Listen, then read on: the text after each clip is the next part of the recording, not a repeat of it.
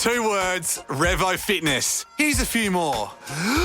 Simple, 24/7, reformer Pilates, body scanners, massage chairs, squat racks, free weights, pin and plate loaded equipment, no lock-in contracts, no bullshit.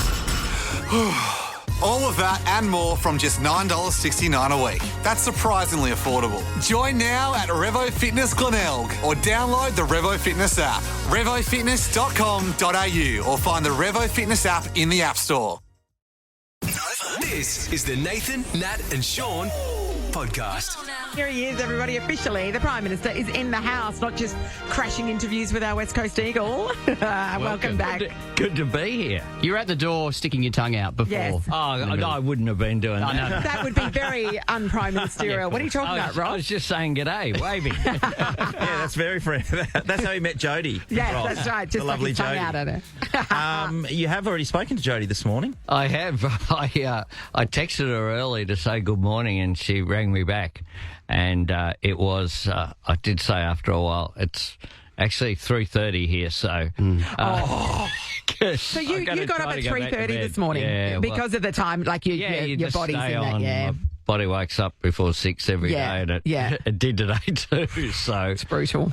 That happens, you know, and it actually, I find if you're here for a couple of nights, which I am this time, I'll go back over east tomorrow, it makes more sense to keep on East Coast time. Yes. So I went to bed pretty early last night. The 3-hour time difference at the moment, really. Yeah, It's hard, doesn't I had it? dinner at like 5. Pensioner. You got a pensioner discount, though, so that was amazing. You caught up with Roger Cook yesterday. I did catch up with Cookie. I know you had the media there, but then they left. Do you ever have, like, personal discussions with him? Oh, absolutely, because we've known each other since before either of us were in politics. What do you talk about? We talk about footy, we talk about the campaign, talk about what he's going to do. We talk about, you know, Did you get some tips from him? Because he did pretty well. He did well, Rog. Better than expected, actually. He romped him. Well, I expected a pretty good result for him. We didn't think he was going to lose, but we thought that the opposition might do a little. There'd be a correction from the last, more of a correction from the last election. I think most of the media expected that, but he's been a good government, and they got a plan, and it's basically we're in lockstep. He's got a future made in WA. I've got a future made in Australia. Yes, manufacturing is a big thing, isn't Today it? we've got a big $750 million announcement here at Curtin University. It's about making steel, green steel and green aluminium here, green metals, and that is spot on with what his agenda is. Renewables, backed by gas, powering jobs, powering manufacturing here, making us more resilient. And we've received a reminder this week why that is necessary. So we're talking about the tariffs that are going to be imposed by the Trump administration. That's right. Now, you've spoken to him, obviously, and pleaded our case. And yeah, look, It's not done in stone yet. Well, it kind of is. They've been very clear, and I've had 2 conversations with him. They're of the view that tariffs somehow are the most beautiful word in the English language, according to him. The truth is that it's an act of economic self-harm. Tariffs increase costs for Americans who are buying those products. Yes. And so we don't think it is in the US's interest or in Australia's interest. The stock market agrees by what's been going on. The stock market agrees, and people who are buying those products will agree too when they realise that, in fact, it is a tax on them that then goes to their government. But it doesn't make sense. We'll continue to argue our case. We'll do it constructively and respectfully. The opposition is saying that you haven't defended our position enough and haven't gone hard enough. But you really don't have any bargaining power if they've said this applies to everybody. Well, no make exceptions. Two points there. One is last time round they did exemptions, not just for Australia, for a range of countries. All got these exemptions. This time round they've said no exemptions. Doesn't matter who they've spoken to, who they've met. This is slapped right across the board. That's point one. Second point is, when the world throws challenges at us, I will always have Australia's back. Peter Dutton will always turn his back on Australia. He has had a choice in the last few days of whether he stands up for Australia or stands up for the Trump administration, which has put these costs on every country in the world, and he has chosen not to stand up for Australia. It is beyond belief how he can argue that his commentary helps Australia in arguing our case to the United States. It clearly undermines it because he never, ever wants the best for Australia. He wants the worst for Australia because he thinks it's better for him. Do you think it's fair, though, that, and these comments came before, but you've got Kevin Rudd, who's an ambassador to America, who said stuff about Trump, and he is a human being that does not forget when somebody disses him. That can't be helpful either. Well, have a look at what J.D. Vance has had to say. Well, Cookie then said something about him. And I'm a big fan of Rogers, but yeah. But, people say things. J.D. Vance is the Vice President of the United States. Yes. He said things that are far harsher about Trump. Trump. So he was very anti-Trump before he was selected as the vice presidential nomination. Yeah, and he said harsher things than any Australian has said. And he's been welcomed back into the fold for sure. So you're right. Absolutely, he's now the VP. Yeah. So it's a good point. I think that those things go through to the keeper, frankly. Kevin is working really hard, and it says something about the importance we place in the relationship that we've got a former Prime Minister as our ambassador. On the other side of things that's happening at the moment, because we always talk about the US, and Donald Trump will always be in the news because he's selling papers, right? He's saying weird-ass stuff all the time, and he's making statements, and he's pissing off everyone, for want of a better term. China threw massive tariffs on us as well, on terms of meat, barley, crayfish, wine, the whole lot. lobsters, Wine, like way Just more bans. than 25%. Oh, absolutely. Plus, they're doing bog laps around Australia with their frigates and stuff. That surely has to be more concerning. Well, China, we fixed the relationship. Yeah. What we did was there were tariffs on Australia or straight bans on issues like lobster. Yeah. That's so important They just for a halted place like imports Geraldton. altogether, They just stopped it. Full stop, exclamation mark. I mean, everybody got cheap crayfish for Christmas that year. They did. Yeah. They Look did. at Sean, it's actually this guy. Look at him. Back of the truck, my friend. They were $20. Yeah, they were. Yeah, back of the boat. In Marrickville, let me tell you. Yeah.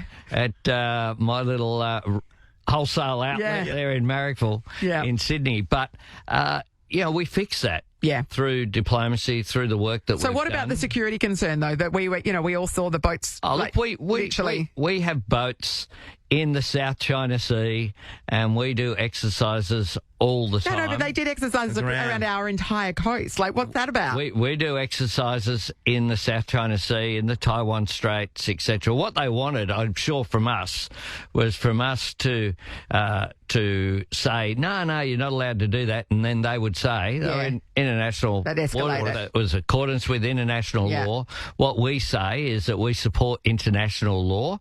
We put in a strong protest about the live fire exercise that they did. They did that in international waters, but we think they should have given far more notice. That's what we do when we're in their region of the world. But the relationship is far improved.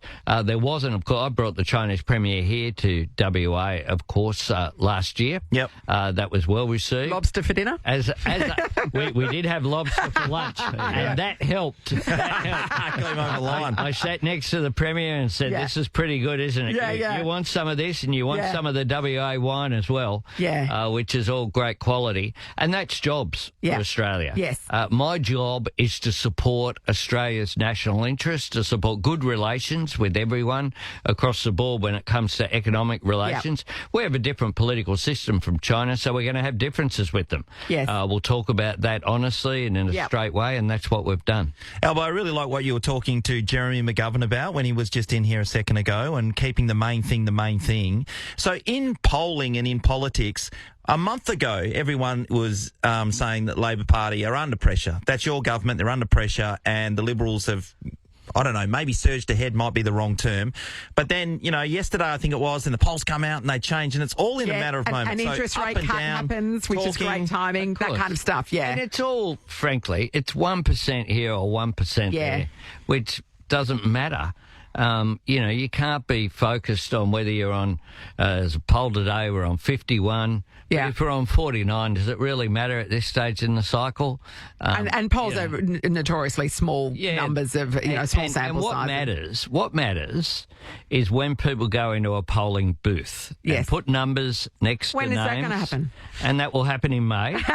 Do we know which when weekend? That happens, there's 3 weekends it could happen, right? There are 17th and working back. Which one do you think we should set aside? We'll wait and see how we go. We'll do a budget on March 25. But when people put numbers next to people's names, they'll know that my government has got inflation down, has got wages up, 1.15 million jobs, is managing the economy well, that we've got a plan for aged care that we're implementing. We've put nurses back into aged care. We're making childcare cheaper. We've increased wages of childcare workers, aged care workers. Yep. We're dealing with the challenge of climate change and making more things here in Australia. And the alternative, what they'll have to focus up on, is nuclear energy sometime in the 2040s. It'll cost $600 billion. Free lunch for some that all your listeners will have to pay for of $20,000 and cuts to pay for this nuclear fantasy. That they are the options that they'll have, and that's why I'm confident that when people put numbers next to names, they'll do what they did for the Cook government, which is to say they deserve another term, and the other mob simply aren't ready. They're not ready for government, and Peter Dutton has shown that this week. He had a chance to look like a leader, to be bipartisan, and once again, he just chose to not stand up for Australia, but to play politics. We do have to let you go, but we did note that you rolled up your sleeves and went into the face of the cyclone when clearly lessons were learnt from the Scott Morrison bushfires episode when he went on holidays to Hawaii. But what was it like up there? I mean, obviously there's a lot of people very much still impacted by the floods and damage that was caused by that storm. They are still impacted, and we have increased disaster relief going up there. So what happened on that day? Peter Dutton flew out of Queensland and I flew in. Right. I flew up to Sydney in the morning. We did a big announcement. I had a meeting with Chris Minns, the New South Wales Premier, because it impacted northern New South Wales severely as well. And we did a big schools funding agreement, $4.5 billion. Had other meetings during the day.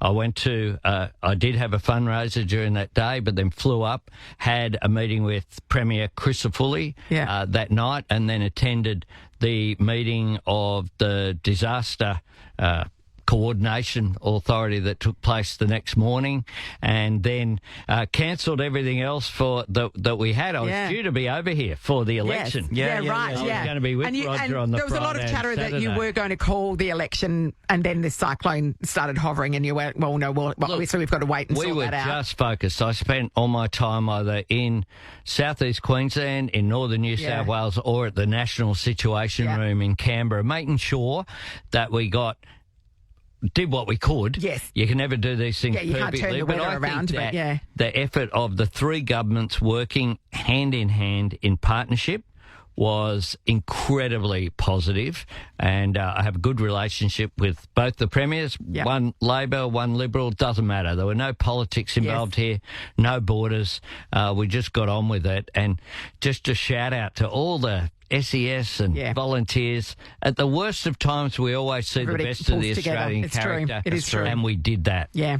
Good on you, mate. Thanks for coming in. I'm sure we'll be seeing you again. Fantastic. So in the lead next up to Friday, May. same time. Footy chat will get the governor in. Footy report. You might get a rugby league team over here too. Actually, we got one shortly. Yeah, that's true. Thanks, Albo. Nathan, Nat, and Shaun podcast. So our boss, Dave McClung, he donated to my squat challenge using my own money. But then because he owed me $50, so he said he would donate that, but he got the tax deduction for it. Well thought out, Dave. He is Scottish, and you know how they can be. Strategic tight asses, that's what we're talking about. Josh, hello. Hello, how are we? Good, Great, Josh. Josh. Who's the tight ass? Oh, one of my good mates is a big tighter. Mm. He, if we go to the pub and everything like that, he's the first one to get around, and we all think, oh, this is really nice of him, but it's always the happy hour. So, I mean, it's good because, as Sean was saying, there are people that wait till the end when most people have gone home or don't want to have another drink. That's strategic as well, but getting in when it's half price, that's also incredibly smart. And then he decides to always, when it's his round after that, he'll get the cheapest beer himself and try and convince other people to do it as well. Yeah, right. And then as soon as he goes to the next person's round, he's buying the most boutique beer that you can get. Yeah.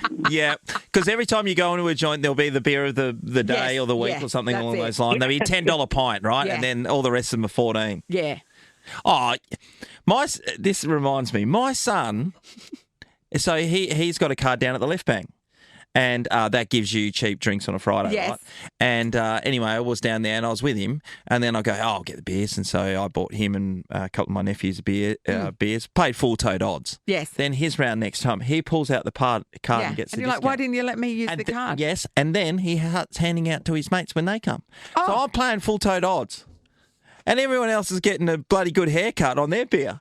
How does that work? And you're the one providing a roof over his head. It's an outrage. Thank you, ripped Josh. everywhere. Sophie's in Yanchep. Hello. Good morning. All right. Hey, Soph. Who's the strategic tight ass, Soph? It's me, and I'm completely exposing myself here. Yes, okay, go for it. So I am the designated collector for birthdays, weddings, everything at work. Yeah. And I'm constantly looking like the hero. Sophie's so good, constantly collecting for people because it's one after the other. Little do they know, I don't actually put in any money for it, and nobody knows. Because if you collect and then you go and buy the present as well, is that your job Go too? and buy the present. Yeah, they don't know. We're $20, $50 down because I haven't put in. They have no idea. Sophie, you cheeky little devil. Sophie, is your real name Sophie? Maybe. Sophie, when this is you need to change your name, okay? Wow. There you go. Never trust the person who collects the money.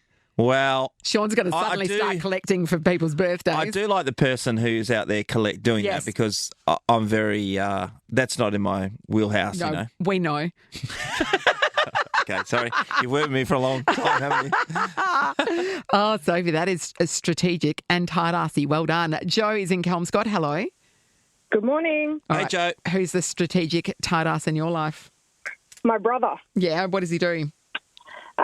So he got the passed down loving for secondhand shopping from my mum and dad. Yeah. And so my brother drives a Bobcat for his job, and his name is Robert. And he will go secondhand shopping and walk around with shirts on with Peter on it, with Steve on it.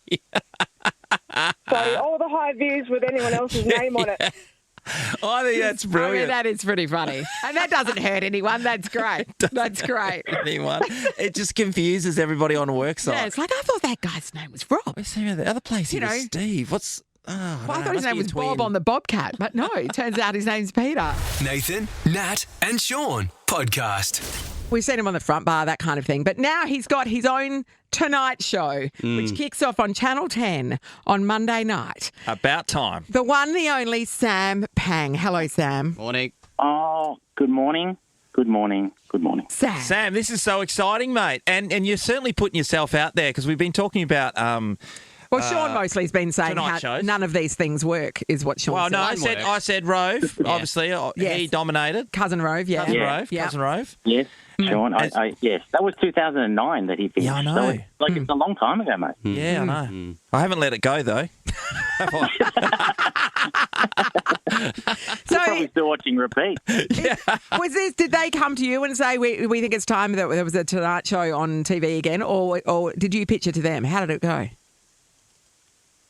Jeez, Nat, I think last year, because I've got a good relationship with Ben because they have been paying attention. So I think there was just natural discussions about, is there anything else you'd like to do? And I said, well, I've always liked Tonight shows, and I think even though we haven't had one in the country for a while, everyone's pretty familiar with the format, but we just haven't had one. So I like the idea, and so the idea of doing one live on a Monday night is pretty exciting. So it's always something I've wanted to do, but you never think you're going to be able to do it. And I've been happy with front bar and have him paying attention and the Logie. So this is just 8 weeks of fun and 8 Mondays, and we'll hopefully. And then we'll all forget about it.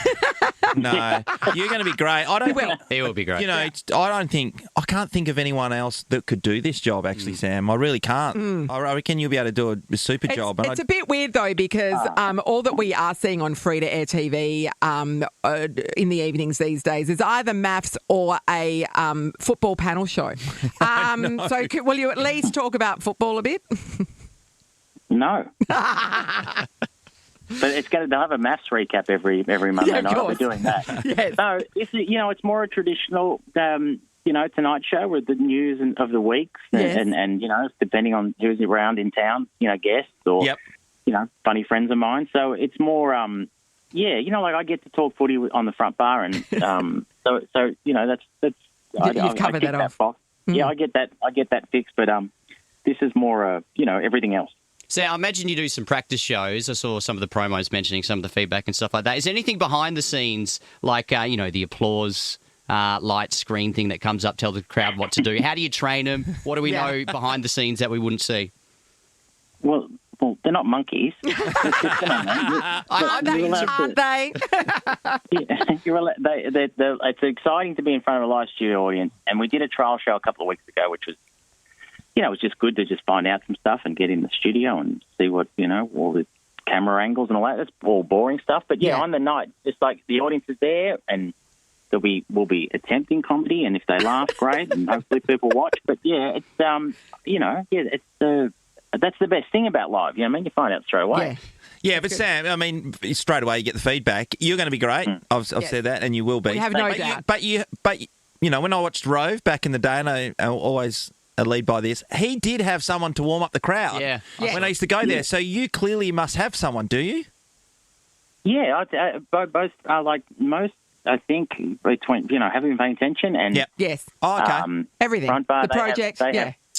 Yeah, there's someone to warm up the crowd. So it's like I think wonderful stand-up comedians Ben Lomas and Danny McGinley are in to work on those two shows, and then so I'm sure we'll have someone on Monday night. It'd be funny if you don't, and they're all just sitting there in stony silence, and you walk out. Come on. Well, then Anyone? That'll just be like that'll be just like Christmas then. You know what I mean?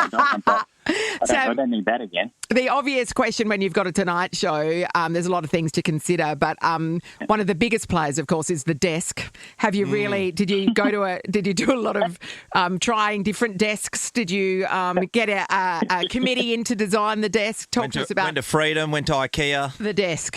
Yeah, yes, me, I'm Mr. DIY. Just a flat pack. Yeah, I got it right. DIY. No, I reckon I looked at two desks and it was very, very, very, very easy decision. Like, that one's fine. What makes a good one? Is it the timber finish or, because have you gone classic? Have you gone a dark mahogany or a lighter sort of beach? What have you gone with? You won't believe this, Nat. I reckon I saw one. And I actually did have a note. I'm going, I think the wood could be slightly darker. And the guy goes, no worries, you can do that. I can't believe it. You couldn't believe you're that person saying that. Has nobody else asked you about the desk? Real power. I think the chair's more important. I'm on a stool. It's going to be great. Are you on a stool?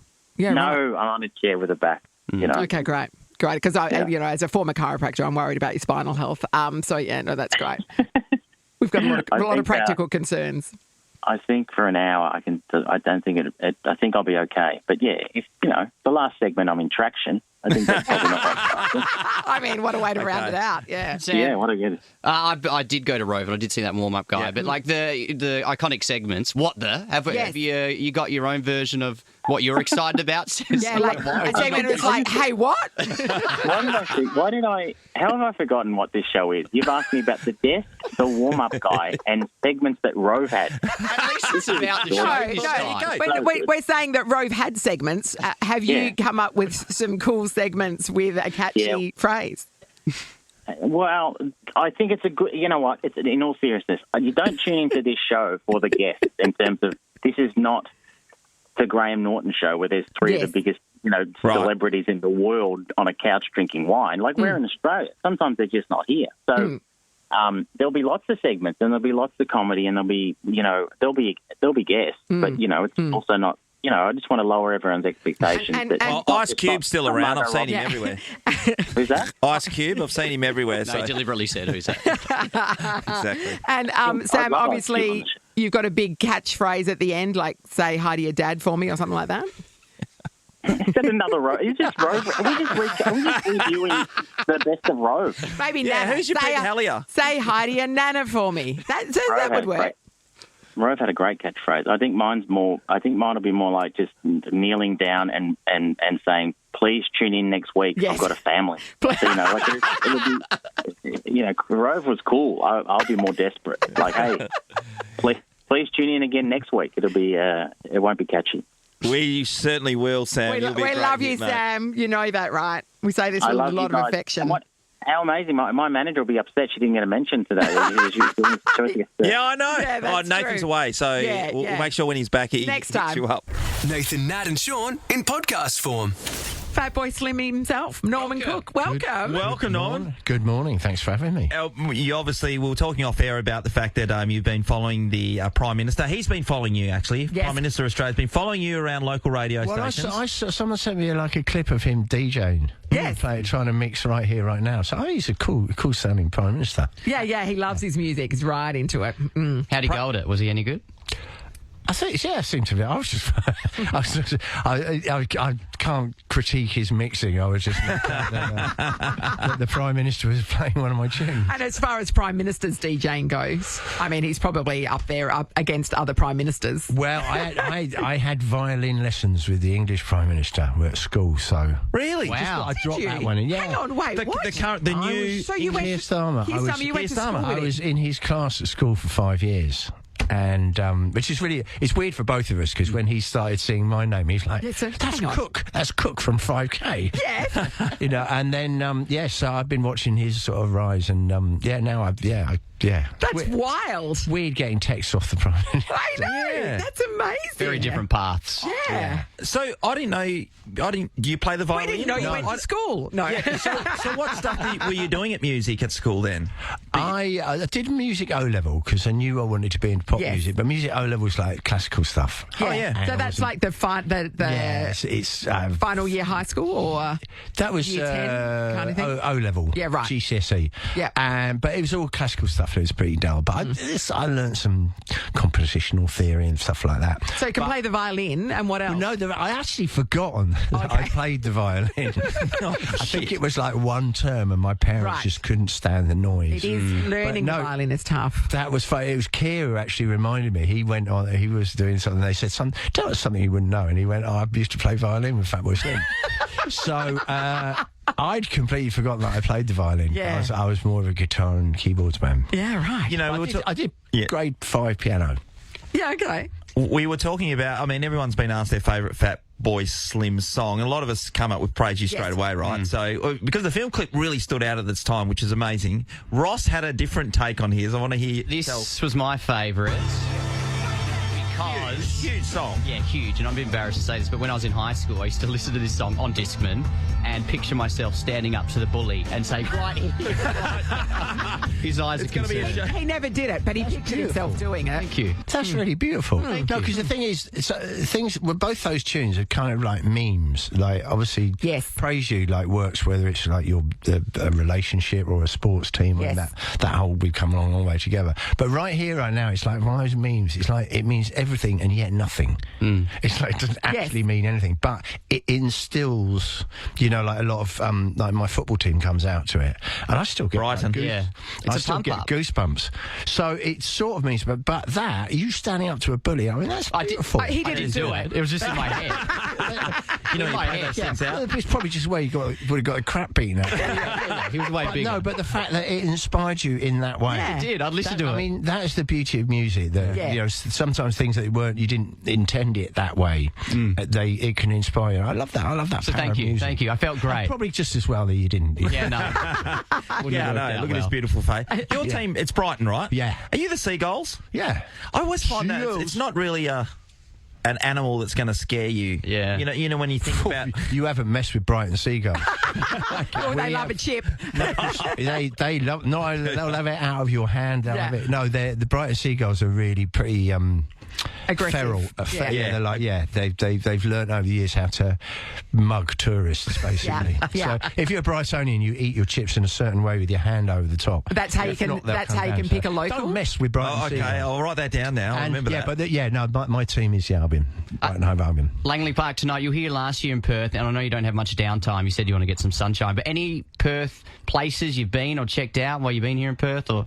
Not really. The nature of Perth is that it's either the first or the last show in an Australian trip, which either means I've just arrived with jet lag and every available moment is sleeping, or it's at the end of a tour and you're tired, I'm absolutely knackered, in which case every available moment is sleeping. But so I've never really felt like I've explored the. So this is the beginning. We wandered down to Fremantle. Oh yeah, nice. That's our hood. Had lunch down there. And that was quite nice. Fish and chips, mate. Fish and chips. Seagulls were plenty. Yeah, they won't see. That's not a seagull. Get beaten up by Brighton Seagull. But I should spend more time. I mean, that's the beautiful thing about my job is I get to travel around the world and see beautiful places, meet people, make friends, have parties with huge amounts of people, and it's really beautiful. The downside is I never really get a chance to see the real place or your local beauty spots or whatever.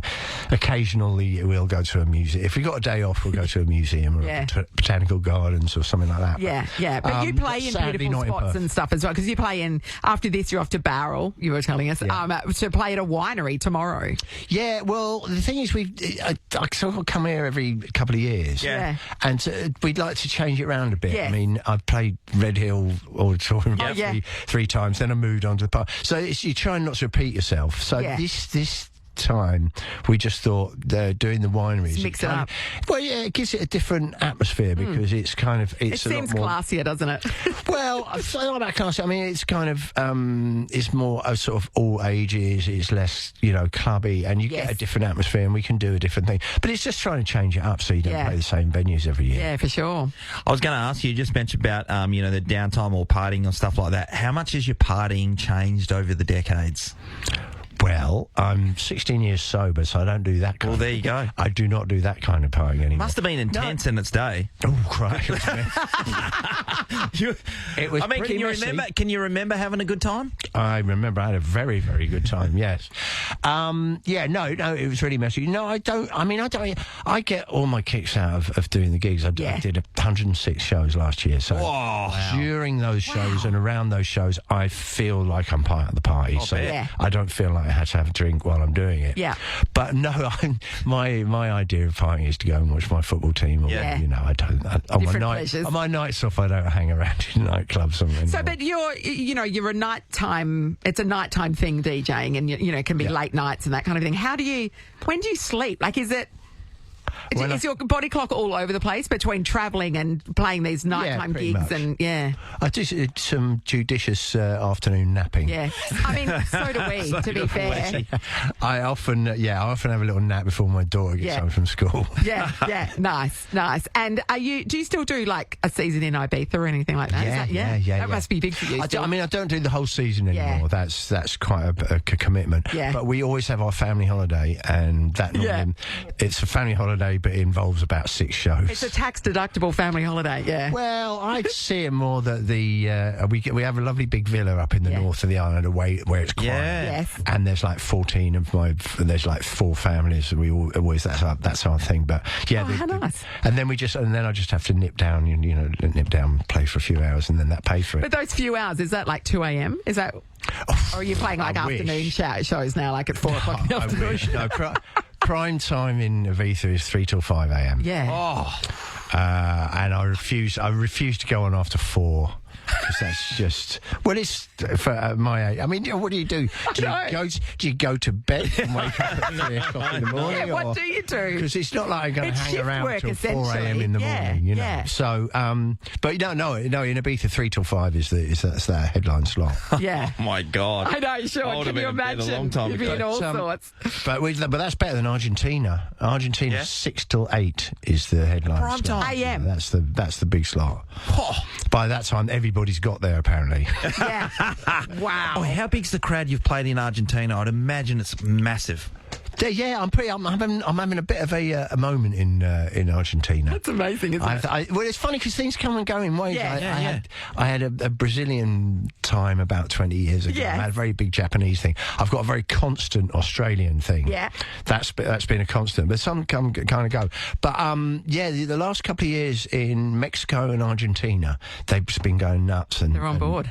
About sort of the same size as I'm doing here, which is beautiful. Yeah. Awesome. And is Brighton Beach still the biggest you've ever done? That 250,000 people at that free gig? Is that still the biggest? No, I did Rio. I did Flamengo Beach in Rio. And that was like 360. That's crazy. Does that blow your mind? Yeah, absolutely. Yeah.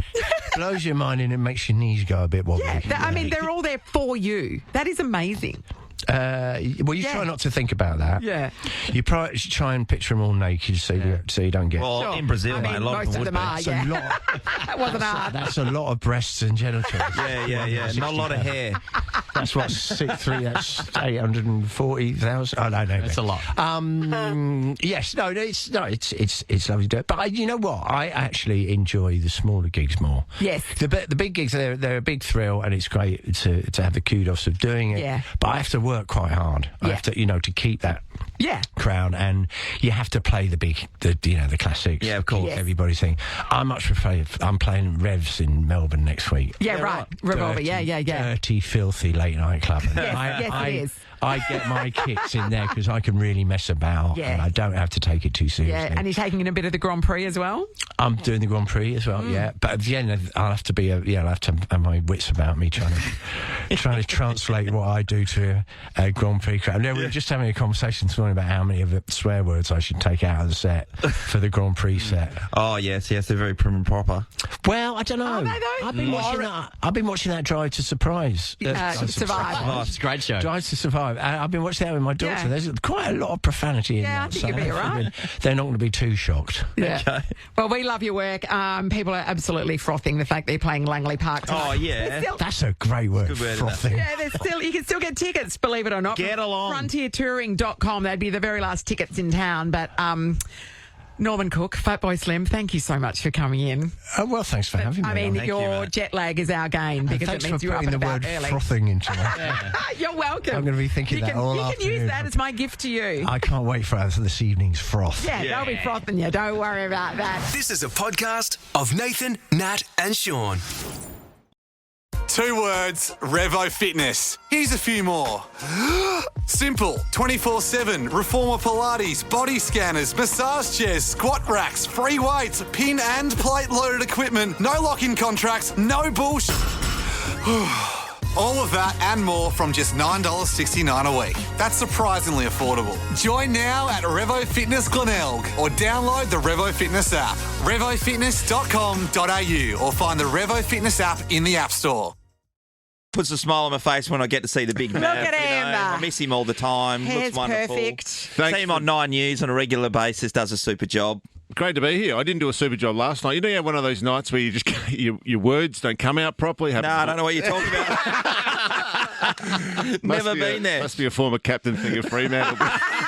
Well, you were concussed a bit too over the journey. Yeah. Maybe life it is is a great. bit of CTE. No, I shouldn't joke about that. Actually, it's great to be here and nice to see everyone in here this morning, including the Prime Minister on the way out. I know. He brushed me, but that's probably fair enough.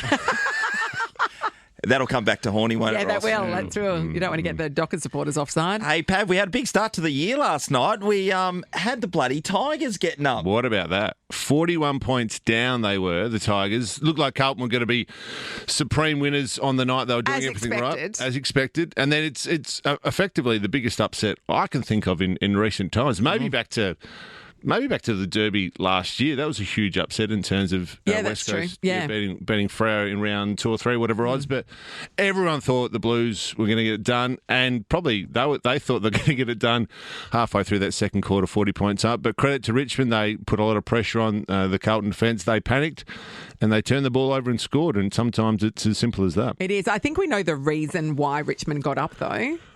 It's because yesterday, Shaun. Oh, what happened? Have you got that audio of Shaun? Yes. Well, he probably wasn't the only one, Nat, thinking... I know, but famously, the oh. McManus curse, when he says something with conviction, you know it's not going to come true. It generally goes the other way, doesn't This it? happens. This is what he said.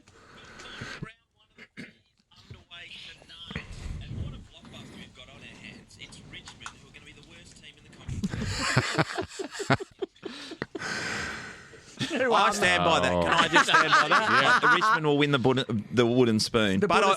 As it turns out, I actually found myself cheering for them because the energy coming from the young players and the fact that everyone knew that they were the mad underdogs. And you just see momentum in sport happen so often. And it is always fun to see Carlton lose.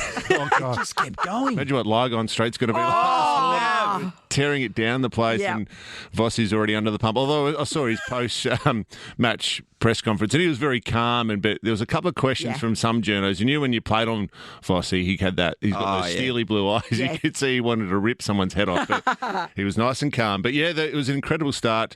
Well, false start last week. Let's call it that, with the opening round, and then to see 80,000 people at the MCG, Richmond supporters, home ground, home game, and it was a fantastic result for them. Yeah. Certainly. You know, Michael Voss, one time we were playing at the Gabba 1 game, Pav, and I remember centre bounce came and he was standing right next to me and I took a metre backwards and I thought I'll just knock him off the ball here. This will come my way. Anyway, I hit him pretty hard in my mind. He didn't move. I was like, holy shit, we're in for a long one here. I remember when I lived in Melbourne as a student, it was when Vossi was drafted to Brisbane and he was still in high school. So there was a picture of him in his school uniform at school and then he would go to training afterwards. He was an absolute amazing? Star. Yeah, I still remember, it must have been my second year here, we were playing them. They were on the way to their first flag and I think I went into the midfield just for a bit of time because we were getting pantsed, and I remember like shoving him as hard as I could in the sternum, and he kind of a bit the same. He kind of brushed it off, and he didn't do anything the next stoppage. And I thought, oh, here we go. This guy's all what's this? What and, a then, pushover. And then the next one, he absolutely back in the day where it just smacked me right in the guts, and I was down for a couple of minutes. So I think he'll get the Blues back, and I'm going, but they've got some issues after that one last night. Pat, there's a couple of games that we want to talk about in our local teams. Obviously, Fremantle going down to the Cattery tomorrow, and probably not since you led the Dockers down there in round one have we won, which is 2015? So round two it might have been, but a long time ago. Well, they've got a reasonable record there of late. They have won their last couple down there, Shawnee, but it has been... The issue I have with this fixture is it's at 10:30 WA time, which... I know people out there were saying, well, hang on, what does that mean? How can that make a difference? They're so professional. And yeah, it is. But early in the season, 3-hour time difference, it does actually make a significant impact to your preparation and how you go about the game. So, look, no doubt they would have talked about that from a high performance perspective, from a how we deal with it and get out there and perform. But a couple of key players out of course as well, Hayden Young, Sean Darcy, Shea Bolton misses, Sonny Walters as well, and no Nat Fife. So they've got it up against them. You look at the teams on paper though, and I still think they can get it done. But first round, the 10:30 start away from home, probably Geelong just in that just one. looking up the weather because originally they were saying it was going to be 37 or something. 31 is the forecast now, which is a bit better. But they are playing in the heat of the day, which will benefit the Dockers. There's no question for sure. They've been training in that. For sure. It was strange that a lot of the media outlets kept asking Justin about how they're going to deal with the heat, and it's like, you're like, you live in WA with him. Yeah, why are you asking that question? Ask them. They're in Geelong, which, you've played, you had your coldest moment ever. That was remember freezing. that, Pav? Pav. Terrible. I still remember the Geelong players laughing at us doing our warm-up because it was belting down. There was mud everywhere. It was freezing cold. And I could see Matthew Scarlett, I can see Andrew Mackey's face still. Let's see it into my brain. They were just laughing at us. Yes. Because they were like, we're not going out there. It's like, why is Pav wearing a cardigan? I tell you what, I remember running out there. I had this thing in my mind, I'll never wear a long sleeve jumper because I'm so tough. You don't want to look soft. We go out in the warm up, and we freeze. Oh, it was so. He came in, put a skivvy cold on, and then the long sleeve over the top. I came in, I said, "That's out the door." Paddy Watson, give us the long sleeve. Hot showers at halftime, hands in buckets of hot water. It was just brutal, and we got pants. So 31 degrees is probably an advantage to the Dockers on the weekend. So. Yeah, sure. Just a quick one, Murphy Reid. Great to see him getting his first game of debut. Victorian lad was drafted, pick 16 in last year's draft, and gets to represent Fremantle. That's going to be amazing. His footy IQ's through the roof. On the West Coast game on Sunday, we'll both be doing some work head for that head, one. Shawnee. Yes. Tune in to Fox and KO. Hello. Wow. Channel we were 7 worried about what I'm going to be wearing, but I'll give you a call about that later on. Let's text. Let's not have jacket gate, all right? Yeah. We've seen that before. Who wore it best? Oh, that's going to be great.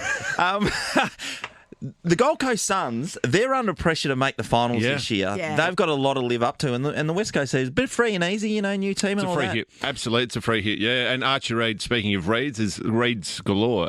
He gets his first crack at it. That's the big key forward, 203 or 4 centimetre. Huge. Yeah. And he'll play a bit of ruck as well with Matt Flynn. And he definitely showed some signs throughout the pre-season and particularly, even couple of big marks and in that game against the Kangaroos. So he gets his chance to make an impact. But they've got you can see Andrew McQualter, Jack Hutchinson will play a fair bit on the wing.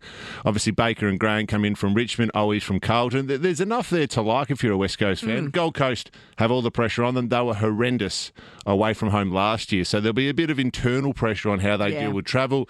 Can Damien Hardwick in his second year get them finally into the finals? So it's a bit of a free hit for the Eagles on Sunday.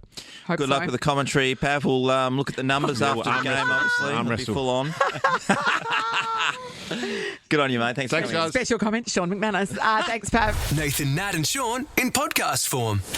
Okay, the Formula One has hit Melbourne. As we know, we've been following all the action and all the publicity over this week. You can watch it, by the way, on Channel 10. Tim McDonald will be one of the greats we can talk to about the Formula One because he is the most passionate man in the world. When we think F1 aficionado, we think that guy from the cheap seats.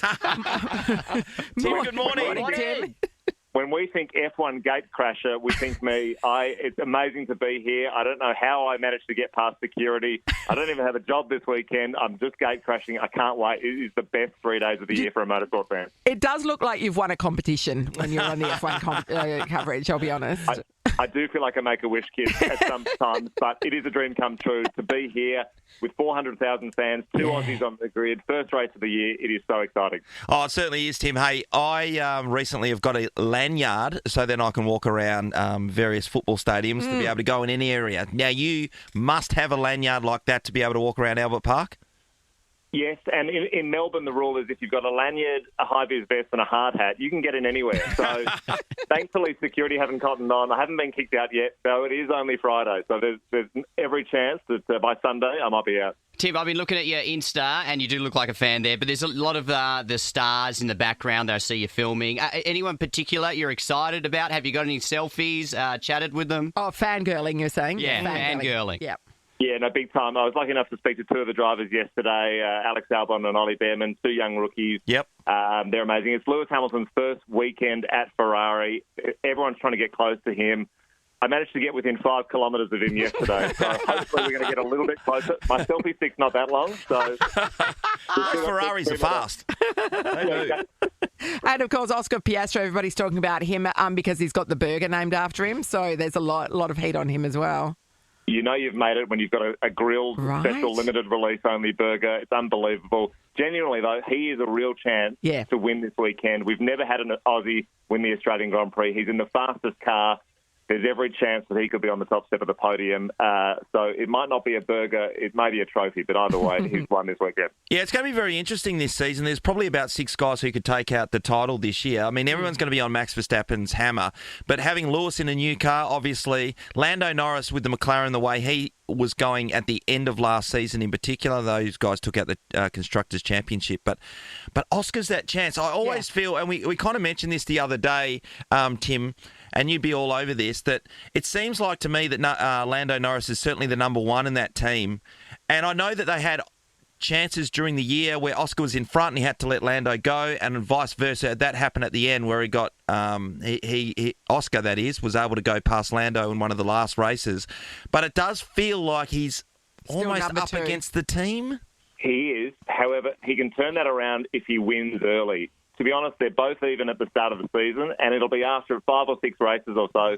Whoever's in front, the team usually get behind. So all Oscar has to do is beat Lando. If he wins this weekend and in the next few races, he really sets up for it. I agree. 6 drivers could win. Yep. But on Sunday, it's a 90% chance of rain, which usually means 20 guys can win. It really mixes it up. Yep. The action's going to be epic. We don't know how fast they are. This is the first race. So anything can happen. It all starts today, and then obviously qualifying Saturday, the race on Sunday, the after party Monday, Tuesday, Wednesday, Thursday.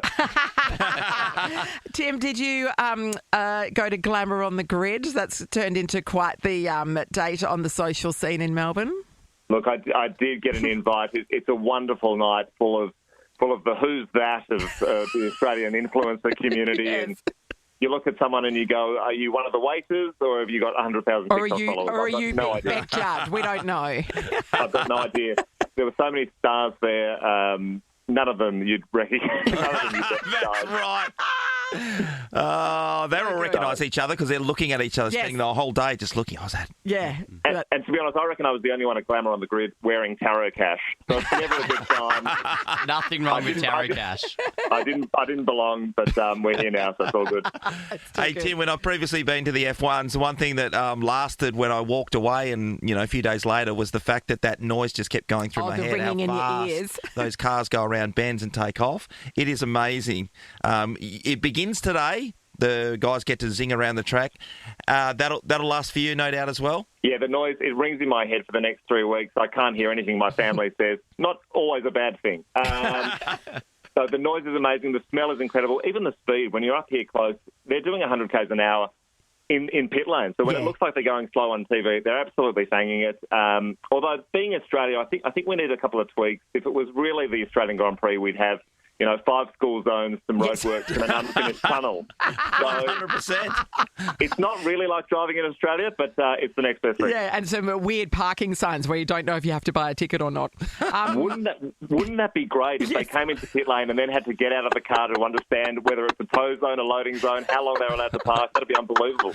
And you know what the local rangers are like? They're exactly. onto it, mate. They're not letting anyone get through. 100%. Even if you're in a Formula One car, that wouldn't be enough. They'd still get out the ticket. I know. Where do you put it? Yeah, it's hard when there's no windscreen wiper on these things. Just stick it under. Love your work, Tim. We look forward. It's going to be a massive weekend. And for sure. Right across Channel 10, Friday, Saturday, Sunday. We'll be seeing a lot of you, I'm sure. Thanks for talking to us this morning. Thanks so much for having me, guys. Enjoy the day. Good on you, mate. Thanks, mate. Nathan, Nat and Shaun podcast. Are you reigniting this feud again? Absolutely. What the people are talking about is the fact people? The people, all of them. The people who are directly involved, Ross, and you've no heard one else. You've heard the people talking? I've heard you going on for about 15 minutes in our pre-show meeting, and we couldn't talk about anything because you're so fired up about the situation. Well, the old West Coast Eagles retirees / the Fremantle Dockers retirees face off in the Port to Pub swimming to Rottnest. Every it's year? happening this Saturday. It's been happening for years. Last year, Will Schofield joined the team of the West Coast Eagles. Because he joined the team, they were victorious. This year, there's been some scandal. Well, was that the reason, or was it the fact that you weren't swimming with your team last year because you went solo like Robbie Williams? Is it that? Time to go solo. Time to go solo, I said. Fuck you guys. No, I think Will's a great swimmer and he would have beaten us anyway. Okay, Harry Styles.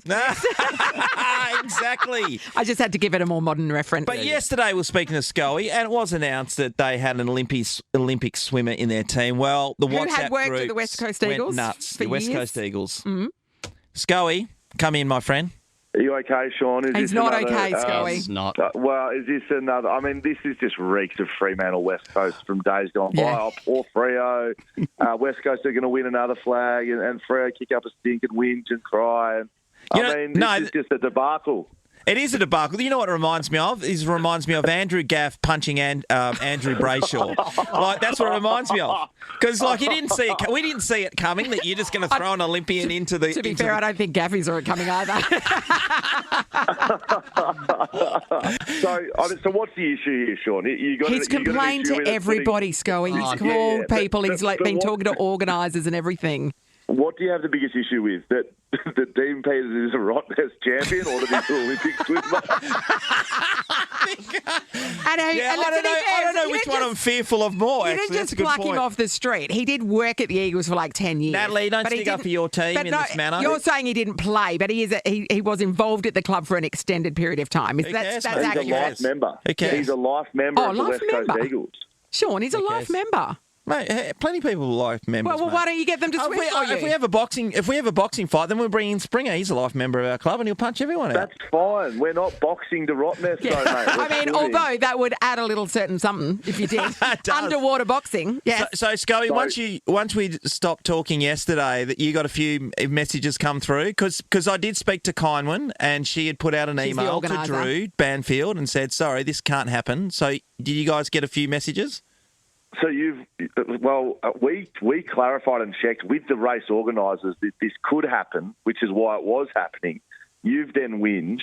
It's now been reversed. And I can reveal right now, and I'm not telling you who it is, we have a sixth swimmer. We've actually signed another swimmer. and I tell you what, if you thought Dean Peters was bad, you're going to like our sixth swimmer, mate. You're going to wish it was Dean Peters. Oh, my God. Right. Is it Michael Phelps? Is it Michael Phelps? That's right, Sean. Ian Thorpe with all his glory. With all his glory. He was an amazing centre half back too. Okay, Yeah. Ian Thorpe can swim in your team, but as we know, the full suit is banned.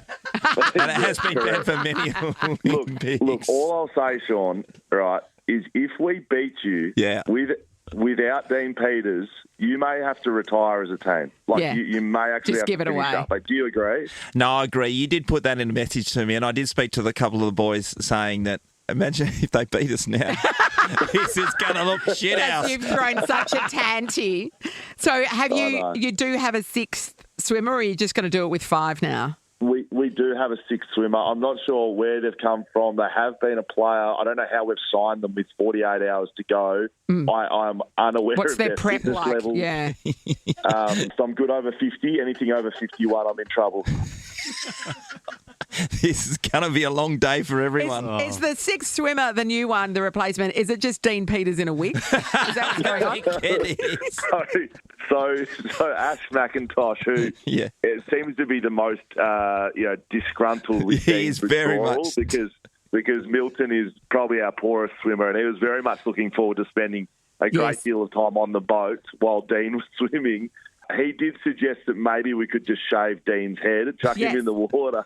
I mean, does anybody know what he looks like? Do you know what he looks like? If you could you pick him out of a lineup? Oh, me personally, no. Yeah. Sean, as I said yesterday, mate, Thursday, we're 48 hours out. I will see you at Rottnest. We will be waiting for you. The showdown is on. This is the Nathan, Nat and Shaun podcast. Lovely to see Jeremy McGovern in the flesh this morning. Look at him. Yes. Fit as a fiddle. Fit as a fiddle. You guys. We miss you too. The first thing that came in that and everyone started asking you about, the fact that you and Natalie have got something in common. Do we? You're both columnists. You're right. Oh, that's right. That's right. Yes, I've got a book coming out soon. Book signing at Dimmick's. So you've got a column in the West every week? Every second week. Every second week. Yeah. Just to help give the fans, everyone, a bit more of an insight on AFL footy. On what Jeremy McGovern thinks of Harley Reid. This should be good. I can quote some of it from this one. Let's go, Ross. Oh, Ross wrote things down. I know. Because remember, Ross reads read the paper.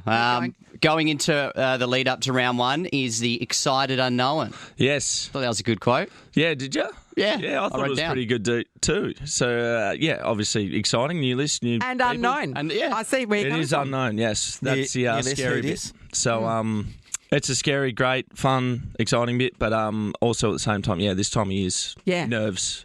Yeah, well, we live in a world where Richmond can win. So Yeah, that was what's crazy. that about? Yeah, I don't know. I've got to call my brother today. I don't know if he wants to be taking a call from me right now, but it's footy. It's AFL footy. And it's round one. Everyone's been trying different things in the off-season. And for you guys, new coach, obviously. So this is a whole new era for the West Coast Eagles. Yeah, we're in the mini era. It's the first game of it. Yeah. So who knows what's going to happen? We've implemented some things in the off-season. Yeah. Which we want to implement on game day, but we haven't done it yet. So it's first games this week, and we're looking forward to trying to implement those things. To the test. It'll change and it'll evolve. Game plans every team does. So for us, we're looking forward to getting in front of our fans this weekend and seeing what we can do. It is very exciting, very nerve-wracking at the same time. Expectations are always high, not only from the supporters but also the players, because they've put in an enormous amount of work, as you see from the Gov sitting in front of you. Never been fitter. And in one foul swoop, what happened with Carlton last night can derail your season. Putting pressure on him, Glenn. No, but I think the Eagles have got an looks absolute... like he wants to punch you now. No, but here's the thing. So the Gold Coast Suns' expectations are, from them, is to play finals this year for the very first time in their history. The Eagles are going on with a bit of a rebuild situation. A lot of young players. Archer Reed gets to play his first game. Massive unit. He's a big unit. But that's the exciting thing, because you get to go out there with a little bit more freedom, I believe. You're putting a lot of weight on the first game for starters. Didn't Brisbane lose the first 5 or something last season? Look, you can take what I say with a grain of salt. Sorry to bring facts into it. Brizzy just had to do everything right from there. So yes. if they, lost an extra game here or there, then you're going on. Completely different scenario. Yeah. So who knows? And that's the comp. That's the AFL comp at the moment is so tight and so ruthless with if you just off a little bit, like Carlton were off for half a game and they lost. So it's just the AFL comp, and you can look at it both ways. As for us, it's exciting. For other teams, it's a bit when you got a bit more pressure on you. It's like, we need to make sure we do everything right. So, we're going to go out there and get into it and start implementing the start of a new game plan and a new era, I guess. How are you going? Also, because you're personally in the post-Tommy Barrass era. Yeah. So you don't have your little twin tower down the back line anymore. And, you're obviously very good mates, and he's moved on to Hawthorn. So you've got have you found a new friend? Like, what are you doing? I've got plenty of friends, as much as Tommy's my guy. But have filled Tommy's shoes, because I know you were very good mates. Yeah, for sure. Harry Edwards is... He's played the two of the pracky matches, and he looked really sharp. And for him, he's been yearning for some opportunity. Yeah. So it's great. And I've every now and then, do you call him Tom? Like, or what happened? No, I don't. Harry's Harry. You can't mistake those two. Yeah. But hopefully he's just as good as Tommy Barrass, if not better. So I'm really looking forward. Not just him. There's plenty of other boys down there, a lot younger this back line this year. Yeah. And the team in general. So I've actually really enjoyed, obviously, meeting and working with different people. Yep. You deal with the same people all the time. Don't get me wrong, that's awesome as well. But learning the way everyone plays and getting to know all these young boys has been really good fun. Just on that, Gav, who's the one to watch on Saturday? Who should we keep an eye out for? Or Sunday, even. So Sunday. This weekend. Oh, there's actually a few. But I like Jack Hutchison, who's been just sort of flying under the radar. Not flying under the radar, but he's been playing some good footy. I think he's had a massive pre-season, and I'd throw his hat in the ring. So Jack came in the pre-season draft last year. Yeah. Funnily enough, I had a drink with his mum on a couple of days out from Christmas. Yeah. She just lobbed up to a street party, and she is driving a car around Australia. Yeah, and she become friends with somebody over, it might have been at the dog park or something. That next thing you know, the Prime Minister's hanging around outside. So just wait, please. Yeah. You're going to have to wait your turn, Prime Minister. Jeremy McGovern is all Australian. He's not going anywhere. Martin Collins now. So he's from Inverloch originally. He's from around Phillip Island, so I know a lot about him. Yeah, no, he's a good size too, by the way. Yeah, he's great size. His athletic ability is unbelievable. So, he's going to be great. I'm looking forward to seeing him have a really good year. Yeah, and how's Liam Baker settling in? So he's going to be playing on Sunday? Yes. I'm pretty sure he is at this stage. I'm thinking he is. He's been named. Prime Minister's just sitting down next to you. Now, the Prime Minister has to know a lot about everything, of course, and I just want to ask him straight off the bat. Good morning to you. Morning. Albo. It's great to have you in here. Jeremy McGovern, 6-time All-Australian from the West Coast Eagles. Great what can you tell me about him? Well, I can tell you that in 1991, I went to the only AFL Grand Final ever held at Waverley. Oh, yes. Oh, there you go. And the Hawks, I remember it vaguely because we met at the Hawthorn Social Club at Glen Ferry. Really early in the morning, really early. And it was a big bus trip out there. Yes. And it was a great game. The only one ever played there, and then we went back. And it was a shocking venue. It was awful. The team came afterwards. Yeah, it wasn't great, was it? So cold. But the team all went back afterwards. It was a very late night. So that's all you've got to say about Jeremy McGovern. Well, I just... Were you even born then? Oh, no, you weren't. I was 92. I was 92. So that's why. You told us the memory of when he wasn't alive. It's an Eagles story. That's right. He does play for the Eagles. Yeah. Gav, is there anything you want to ask the Prime Minister? No, you're a small business owner. Maybe you can ask him about anything coming up in the near future. No, I'm sure you're getting plenly of other questions next on from me. What about some advice? Because you always get advice. Why don't you ask him what he thinks of Harley Reid? Harley Reid will look great in brown and gold. There we go. Come on now. You're trying to get votes in this country. Hey, you want votes in this state. Don't come here talking about that. Yeah, Harley's sensational. Yeah, you know what? We saw one of the biggest contracts ever signed in the NRL just recently. We did. Well, $13 million over 10 years. I don't know about that, I've got to say. Dylan Brown, good player. But that's sharing the mil, McGovern really? money. The Gov gets more than that. No, but Elbow, Harley Reid's deal, his next one will be, it'd almost double that. It'll be big. No, he's a fantastic young player. Would you rather be the Prime Minister of Australia or be Harley Reid about to sign a new contract? Oh, mate, I had to go into politics because I wasn't good enough. I wasn't a good enough halfback at rugby league. I actually have played AFL. I played in Community Cup, which is a charity game that's held for RecLink. And my advice to people out there, your young listeners, is make your debut before the age of 50, not after. Did anybody lay any solid tackles on you? It was very ordinary. There was this young bloke on me playing at Henson Park, and he's sort of pulling at my jumper and all this stuff. I said, mate, you know, Who are you, Jeremy McGovern? I'm older, I'm fatter, I'm slower. I've never played this game. Like, chill out. Yeah. Chill out. You know, he was very excited. That would be Shaun. That would definitely be Shaun. You haven't been going to trying too hard in charity games. Actually, the umps gave me a free that I probably didn't deserve, it's fair to say. You know what the best thing about, I don't know if, I'd imagine you do this too, Gov. Sometimes you don't deserve a free, but you've got to overact after they give you the free. You do that, Gov? Yeah. I'll try not to. He doesn't get any frees. What are you talking about? He's a backman. Like, oh, yeah, it really hit me hard, thanks, you know. You've got to sell it No, up. what are you talking about? Gov has broken ribs and keeps playing, so... You don't want to oversell it, Shaun. No. Mate. You don't. Try not to make it harder for him. Come on, It's mate. hard enough to umpire the game. So how are the Eagles going to go this year, mate? We'll find out Sunday, but we're hoping to keep building. Yeah, we've obviously had a tough couple of years, but for us, we're just trying to get better and do whatever we can to keep improving. But no, it's been a great club. I went to the AFLW Derby here between the Eagles and the Dockers. Yeah, it was awesome. Yeah, I think last year or the year before. Yeah, brilliant. It's fantastic. It's an amazing Derbies stadium. get everybody up and about, don't they? They certainly do. Hey, Gov, do you know much about the Prime Minister's favourite sporting team? The Rabbitohs? No. Rabbitohs. You know much about the Rabbitohs at all? Not a lot. We had a win. Yes. We started round one with a win last week, but we keep getting injured. We can't get through a training run without losing players. You know, You've got to make. Pretty tough start. Wayne Bennett has to go down as one of the greatest coaches. You know much about Wayne Bennett? Not much, but I've heard of Wayne Bennett, yes. One of the greatest leaders of all time. He has to be. He's like the Kevin Sheedy, or I don't know if there's an equivalent. But drinks less red wine. Or Barassi. You know, he's been quite extraordinary. He's in his mid-70s now.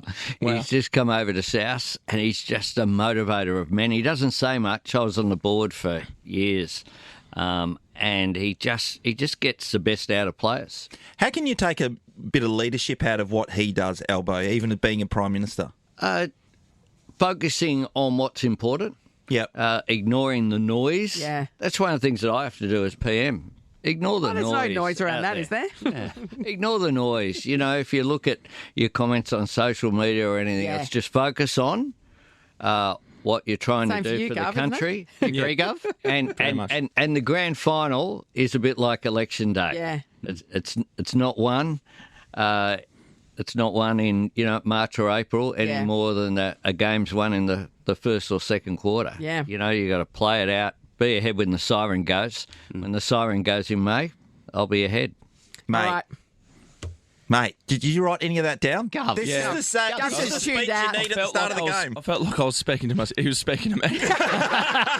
I'm just, yep. There we go. Let's come back to run through a brick wall. I know, we're ready. Gov, good luck on Sunday. It's going to be a Thanks, ripper guys. game. I appreciate it. And Good we'll luck, catch up. mate. Can't wait to read your column again in a couple of weeks. Yeah, I'll rip it out. Thanks, guys. Good on you, Gov. Nathan, Nat, and Shaun is a Nova podcast. For more great comedy shows like this, head to novapodcasts.com.au. 2 words, Revo Fitness. Here's a few more. Simple, 24/7, Reformer Pilates, body scanners, massage chairs, squat racks, free weights, pin and plate loaded equipment, no lock-in contracts, no bullshit. All of that and more from just $9.69 a week. That's surprisingly affordable. Join now at Revo Fitness Glenelg or download the Revo Fitness app. RevoFitness.com.au or find the Revo Fitness app in the App Store.